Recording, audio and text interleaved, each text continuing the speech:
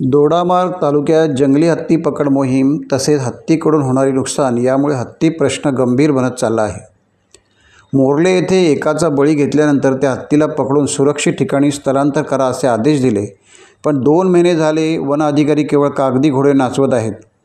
त्यामुळे तातडीने हत्ती पकड मोहीम राबवावी अशी मागणी करत प्रवीण गवस यांनी दोडामार्ग वन विभाग कार्यालय येथे ठिय्या आंदोलन सुरू केले। यामुळे वन अधिकारी यांची झोप उडाली। मंगळवारी सिंधुदुर्ग जिल्हा उपवन संरक्षक नवकिशोर रेड्डी यांनी 10 जून रोजी दोडामार्ग येथे कोल्हापूर मुख्य वन संरक्षक यांच्या उपस्थितीत बैठक घेऊन निर्णय जाहीर केला जाईल असे लेखी पत्र दिल्याने दुसऱ्या दिवशी ठिय्या आंदोलन मागे घेतले। 10 जून रोजी निर्णय झाला नाही तर मग सहनशीलतेचा अंत होईल, होणाऱ्या परिणामास वन अधिकारी जबाबदार राहतील असा इशारा प्रवीण गवस आणि शेतकऱ्यांनी दिला आहे। दरम्यान प्रवीण गवस यांनी असा इशारा दिला आहे की 10 जून रोजीच्या बैठकीत हत्ती हटवण्याबाबत जर निर्णय झाला नाही तर वन कार्यालयाला शेतकरी टाळे ठोकतील।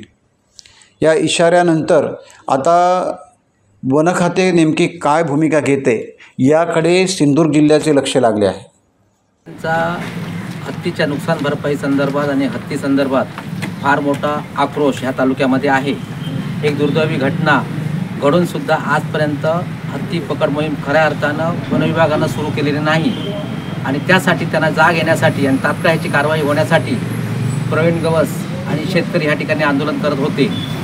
मात्र ह्या संदर्भात सुद्धा आज पुन्हा 10 तारीखची त्यांना डेडलाईन दिलेली आहे आणि येणाऱ्या 10 तारीखला CCF आणि त्यांच्या वरिष्ठ सर्व अधिकारी ह्या ठिकाणी महत्त्वाची ह्या ठिकाणी बैठक इथली शेतकरी असतील, इथले सगळे लोकप्रतिनिधी असतील, प्रवीण गवस असतील यांच्या समक्ष या ठिकाणी होणार आहे। आणि आजपर्यंत वन विभागाने कुठच्या प्रकारची स्टेप केलेली आहे हत्ती पकड संदर्भात ही संपूर्ण माहिती या ठिकाणी दिली जाणार आहे। आणि मला खात्री आणि विश्वास आहे ज्या पद्धतीनं वनमंत्र्यांनं वचन दिलेलं आहे, पालकमंत्र्यांनी वचन दिलेलं आहे, त्या अनुषंगानं 30 तारीख ही शेवटची तारीख असल्यामुळे 30 तारीखच्या अगोदर हत्ती पकड मोहिमेसंदर्भात हे निश्चितपणे योग्य ती कारवाई करतील। मात्र ह्या ठिकाणी आंदोलनकर्त्यांना आम्ही विनंती केली की 10 तारीखपर्यंत वन विभागाला सहकार्य करूया आणि त्या दृष्टिकोनातून भाजपचे तालुकाध्यक्ष असतील, वैभव इनाम असतील, बाकी सर्व सरपंच वगैरे सर्व मंडळी असतील या सर्वांनी त्यांना विनंती केल्यानंतर आजचं हे आंदोलन प्रवीण गवस आणि इथले उपस्थित सर्व शेतकरी तुर्तास स्थगित करत आहे। म्हणजे शासनाला सहकार्य करण्याच्या दृष्टिकोनातून आज सर्व शेतकऱ्यांनी, उपस्थित शेतकऱ्यांनी, प्रवीण गवस वगैरे सर्वांनी या ठिकाणी सहकार्य करण्याच्या दृष्टिकोनातून मुदत दिलेली आहे आणि 10 तारीखला जर योग्य असा निर्णय झाला नाही, शेतकऱ्यांनी तो निर्णय मान्य नसेल तर त्यावेळी त्याच दिवसापासून त्याच वेळेपासून ह्या ठिकाणी उग्र आंदोलन होईल। त्याला संपूर्ण जबाबदार हा वन विभाग असेल।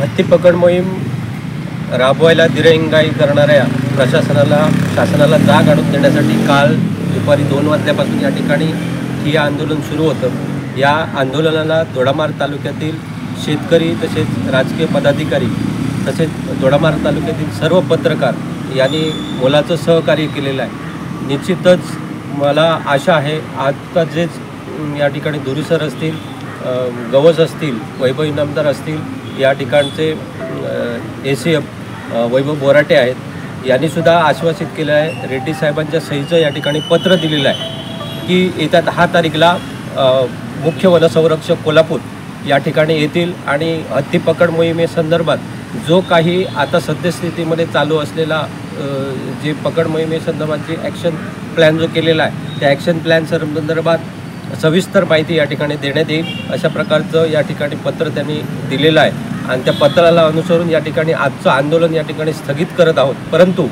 10 तारीखला हत्ती पकड मोहीम संदर्भात जर योग्य निर्णय झाला नसेल तर याच ठिकाणी पुन्हा ठिय्या आंदोलन असेल, उग्र आंदोलन असेल, आंदोलनाचं स्वरूपसुद्धा या ठिकाणी आम्ही सांगणार नाही।